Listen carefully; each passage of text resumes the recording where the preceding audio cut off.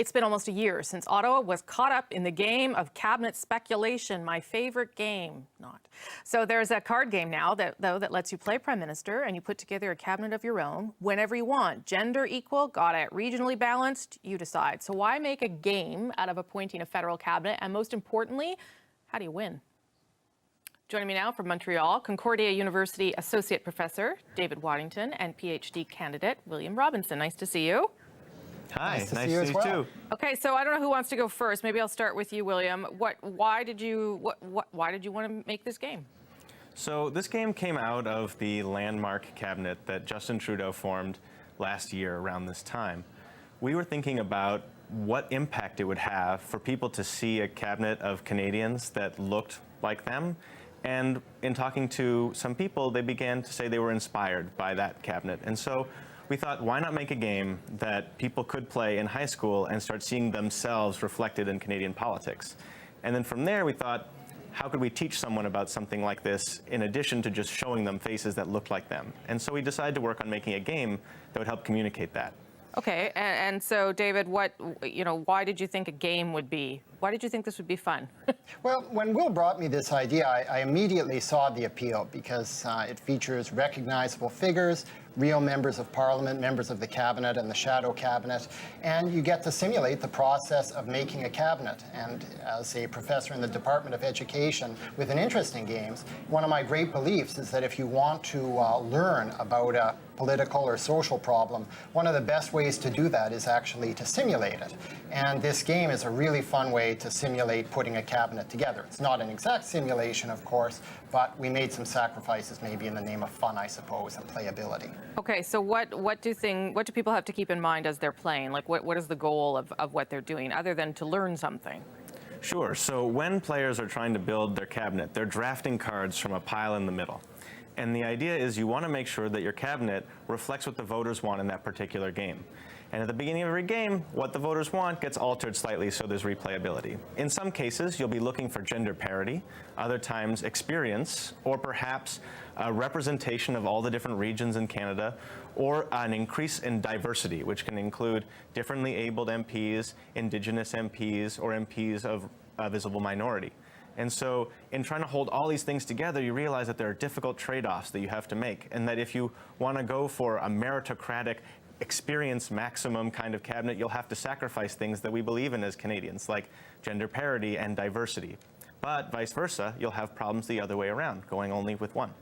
Okay, so who do you think is going to play this game? I mean, other than people like me who love politics and who play this game on a regular basis every time a government is formed and I'm trying to guess who's in cabinet.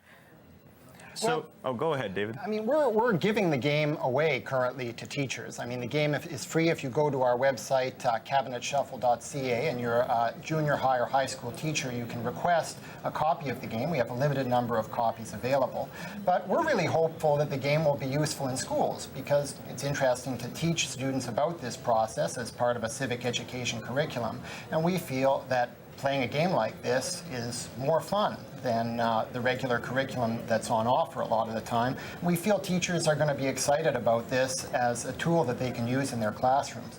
It's a very easy game to pick up and learn. We're going to have a how-to video on our website. We're going to have lesson plans up as well. So we're really optimistic that it's not something that's just going to be played by hardcore political junkies, but is also going to be really appealing to students as well. Are you worried it's going to get dated? That was my concern looking at it, because I already see things that are no longer current. Hunter Tutu is no longer in the Liberal caucus. Kelly Leach is no longer a critic in the Conservative caucus. She's running for leadership. So some of the cards are already not reflective of what's happening. Sure. So we like to think of this as like a history lesson of sorts. This is a snapshot of what the Parliament looked like in January of 2016. And as new elections come and go, if there's demand for more accurate and up-to-date information, we'll be happy to reprint the game. We think that it's a great way of thinking about things generally, and if ever an app were to be developed, you would be able to have up-to-date information. An app would be a good idea. Any other games in the works, the political games? So my own dissertation work is about how we can use games to communicate complex philosophical or theoretical historical ideas. So the game I'm currently working on is about the labor movement in Montreal in the 1910s. And we have a study on a climate change game, actually, that we're working on now. We're just analyzing the data. It's a game that someone else produced, but we're really interested in looking at, well, you know, how can people learn from the hard choices that they need to make in a climate change simulation and gain a better understanding of the problem of climate change. So, I mean, we do a wide variety of research on games. Is there any danger in making something serious topics into games rather than people just learning about serious topics? So certainly, actually, this is something I thought about a lot. One of the first games I made was for art exhibit and was about bullying in high school. And often people took the game to mean that you should bully to become happier and healthier in some ways. And that was just a giant explosion of thoughts in my head as we realized that people don't have the kind of literacy that games offer sometimes.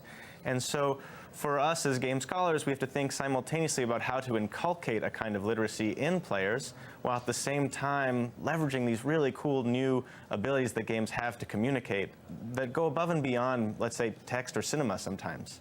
Yeah, games can really throw you into a social problem and get you engaged in it. I mean, that's the real power that they have. I mean, they also arguably have the power to trivialize.